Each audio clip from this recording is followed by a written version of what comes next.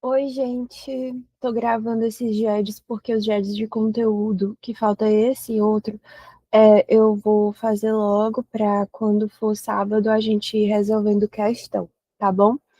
Então, vamos lá. Esse JED é sobre. Eu não sei qual foi a ordem que o professor deu essa semana, eu não consegui ir, mas ele vai falar sobre a interpretação e tudo. Então, caso ele tenha dado na outra ordem, vocês podem, como eu vou publicar os dois juntos, vocês podem ver na ordem invertida, tá? Enfim, interpretação e integração da legislação tributária. Primeira coisa que a gente tem que saber, assim, a disciplina de hermenêutica jurídica, ela não é mais uma disciplina obrigatória do curso de Direito, mas isso é uma pena, porque é uma disciplina super importante, tá? Uma das mais importantes. Principalmente para vocês poderem entender jurisprudência, gente, alguns julgados do Supremo e tudo.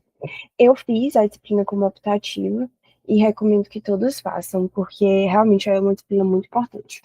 E aí, o que acontece? A hermenêutica jurídica, ela é a ciência que estuda a forma de interpretar a lei, certo?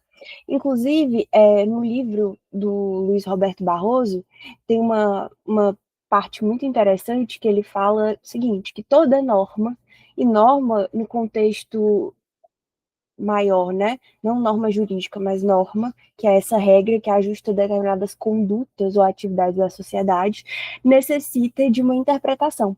Às vezes a gente acha que tem uma coisa que é super clara, mas tudo depende muito. E aí ele traz um exemplo muito interessante, que é esse de se um cara tá entra no restaurante e aí ele vê a placa proibida a entrada usando sungas, biquínis, enfim, ele fala lá.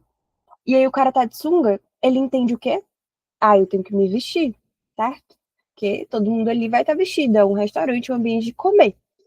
E aí, no outro contexto, ele diz, mas se ele tivesse entrando numa praia de nudismo, seria o oposto.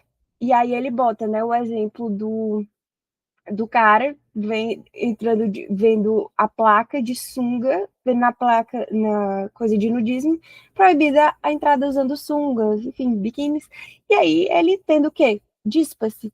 Enquanto uma ele tinha que se vestir, na outra ele tinha que se despir. Então tudo vai depender do contexto, do momento, do local. E é por isso que a hermenêutica jurídica ela é de extrema importância.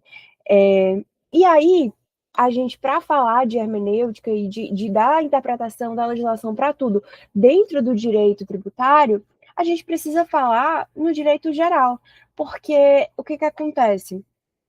O direito tributário, ele não é uma parte diferente do direito. O direito civil não é parte. O direito, ele é uno. Ele só é separado aqui no Brasil para fins didáticos, certo? Mas a forma que a gente aprende, mas o direito, ele é um só. Então, a gente aprende a ciência do direito enquanto ciência. E é muito triste, tá, que a gente não tenha essa disciplina como obrigatória, principalmente porque em muitos autores, que pelo menos eu vi, né, que eu fiz com o professor Liberato, a gente discute se, se o direito é uma ciência, muitos tentam provar que sim, outros que não, e como que a gente pode ver o direito como uma ciência, de que maneira a gente pode ver? Ele é uma parte da sociologia? Ou a sociologia faz parte do direito, tem como enxergá-lo de maneira diferente? Isso é muito interessante. Então, a gente vê todos os autores que vieram ali antes o Savigny, a gente vê o Girin, a gente vê vários autores que vieram antes do Kelsen, a gente vê muito sobre o positivismo, é muito interessante. Não sei qual a professora Zenaí, não fiz com ela, mas com o professor Liberato é. Mas, enfim, sem mais delongas, critérios de interpretação. A interpretação sistemática, ela vê a norma como uma coisa que não é isolada, certo? Então, eu vi muito, tem muita coisa que na época do 11 de janeiro, de coisas assim, foram tiradas de contexto. Então, isso aqui na Constituição fala isso, as 4 linhas da Constituição falam isso, Mas a Constituição, ela é um sistema. Então, não tem como você dizer que uma coisa é uma coisa absoluta, porque vai ter outra coisa que está dizendo outra coisa, então a forma que você interpreta essa norma vai depender de outra norma, entendeu? Então, na sistemática, a norma ela não é vista de forma isolada, mas como parte desse sistema. E aí o intérprete ele vai analisar o dispositivo em conjunto com outras normas, respeitando essa hierarquia jurídica que a gente tem e evitando essas antinomias, essas contradições. Na interpretação literal ou gramatical, o intérprete ele vai se concentrar no sentido léxico das palavras, tal como aparecem no texto legal. Gente, essa interpretação literal gramatical, eu me incomodo muito, porque ela parece, no contexto que a gente traz, um pouco exegética, porque na exegese eles tentavam muito pensar, o que o legislador estava tentando dizer com isso, é o que está ali. Mas na interpretação literal ou gramatical, quando utilizada, hoje em dia, ela é muito utilizada no sentido mais de uma interpretação restritiva do que de outra forma. E eu até trouxe um exemplo aqui. Mas é realmente uma leitura de dicionário, só que o dicionário é muito complicado dizer isso, porque o dicionário brasileiro, uma palavra pode ter vários significados, né? Mas ela vai privilegiar essa forma escrita mais brusca, né, mais bruta. Mas um exemplo jurisprudencial que eu trouxe é que o STJ ele negou a isenção do imposto de renda para surdez, porque na lei previa apenas a cegueira. E aí ele reconheceu para a cegueira monocular, mas o conceito médico ainda porque isso ainda se enquadra em cegueira, mas não para surdez, porque lá estava escrito cegueira. A gente poderia dizer que, não, mas se a pessoa cega tem direito, porque a pessoa surda não tem, então tem que se interpretar para ambos os casos, mas o STF disse que não, que a lei estava dizendo que era para pessoas cegas, então que assim seria. E isso é optar por um método de interpretação literal, certo? Aqui a gente tem a teleológica ou finalística, que é extremamente utilizada. Se vocês pegarem julgados do Supremo Tribunal Federal, muitas vezes eles estão querendo dizer, mas olhando o lado finalístico, teológico, teleológico da norma, que é justamente muito utilizado pelo nosso Supremo, principalmente hoje em dia, graças a Deus. O intérprete ele vai procurar compreender a finalidade daquela norma. Então, qual é o fim legal que ela se propõe? O propósito que levou o legislador a criar aquela norma. E aí, como jurisprudência, eu trouxe que o STF ele aplicou uma interpretação teleológica ao princípio da vedação ao confisco, que ampliando esse princípio da vedação ao confisco não somente para a obrigação de pagar tributo, mas também para a obrigação de pagar multa, porque a finalidade, multas em relação a tributos, ok? Porque a finalidade era proteger o contribuinte contra penalidades excessivas. Quando a norma foi feita, a norma estava visando isso, a vedação ao confisco. Então, o STF entendeu o quê? Se essa multa é aquela multa tributária, tá, gente? Se essa multa ela é ligada ali ao tributo, então a gente entende o quê? Que ela entra dentro desse princípio da vedação ao confisco, certo? Porque o que a norma queria era não onerar de forma excessiva a ponto de realizar o confisco mesmo. E aí eles interpretaram de forma teleológica, finalística. E a interpretação histórica, que ela vai analisar o contexto da norma, como no caso da contribuição ao PIS e à COFINS pelo STF, tá? Ela olha o contexto histórico em que a norma foi criada. A Constituição de 88, ela permitia a cobrança sobre o faturamento, que era restringindo a receita das vendas. Mas, embora a Lei 9.718 tentasse ampliar essa definição, o Supremo decidiu que a interpretação histórica manteve o conceito tradicional, considerando uma ampliação de forma institucional, já que, à época, a Constituição via e definia daquela maneira.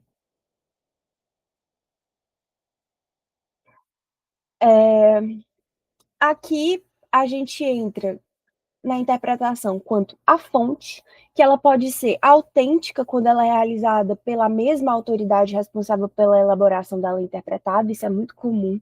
Por exemplo, tem dentro da mesma lei, para os efeitos do artigo 3º dessa lei, considera-se tributo nananana. Isso é basicamente o legislador te dizendo, eu interpreto desse jeito, conceituando.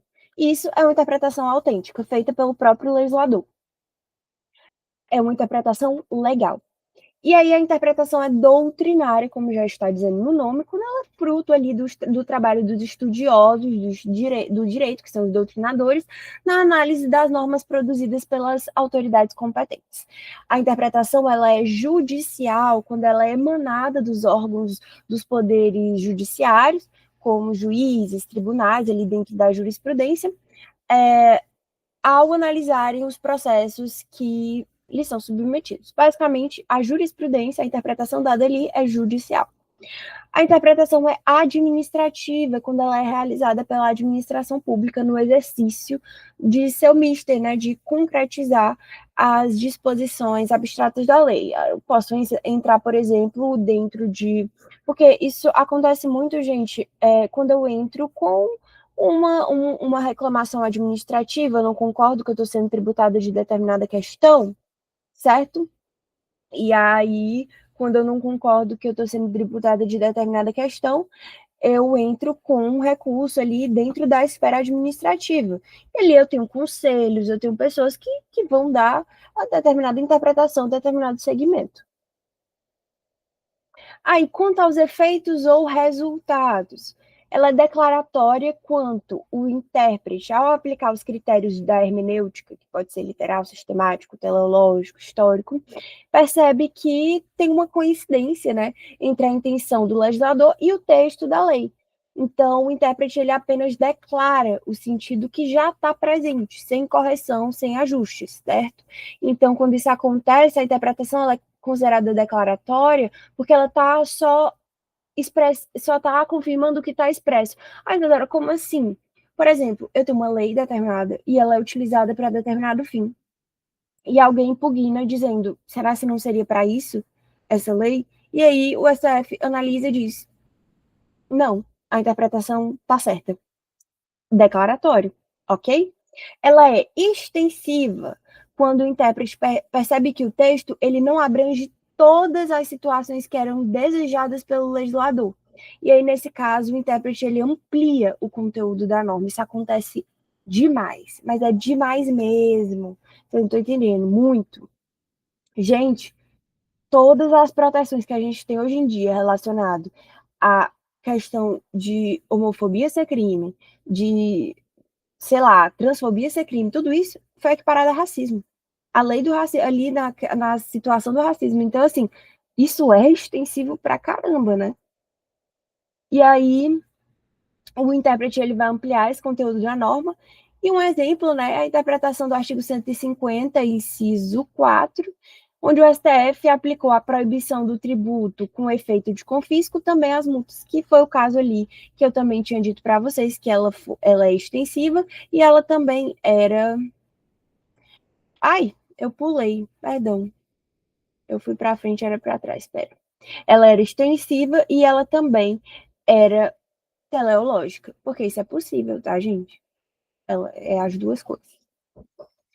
E no quesito de sobre os resultados e sobre os efeitos, ela também pode ser restritiva, que vai acontecer quando o intérprete ele percebe que no texto escrito o legislador ele disse mais do que ele pretendia.